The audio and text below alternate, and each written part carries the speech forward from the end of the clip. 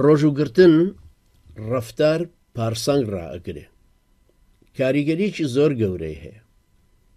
ئەوی دینداری سەرڕاستە و لەسەر سیرە و سونەتی پێغەمبەری خوا عەلەیهی سەڵات وەسەلام ڕوا و پێغەمبەران و یاوەران و پیاوچاکانی کردوتە نمونەی پێشڕەوێتی خۆی کە بە ڕۆژووە بێ خۆی زیاتر پارسەنگ ڕائەگرێ، خۆی زیاتر کۆنتڕۆڵەکە، چەند بە ئارامە، چەندین بەرامبەر ئارامی و خۆ ڕاگری زیاتر بەخۆیەدا. تا لەو کاتانەی دژایەتیشی یەکەن کاردانەوەی لاسەنگی نابێ.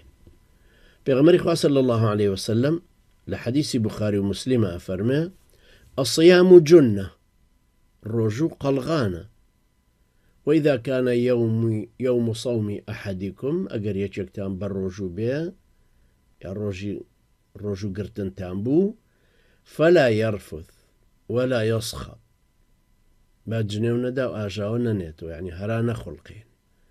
فإن سابه أحد ئەگەر یەکێکیش جنێوی پێدا ئەو قاتله یان شەڕی پێفرۆشت فليقل إني امرؤ صائم، با بە کابرا بڵێتەوە، بەرامبەرەکەی بڵێتەوە، بڵێ من بە ڕۆژوم.